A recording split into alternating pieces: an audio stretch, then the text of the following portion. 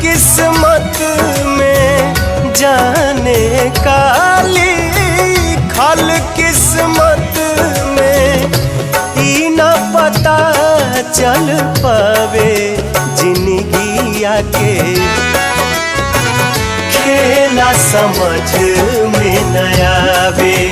जिंदगिया के खेला समझ में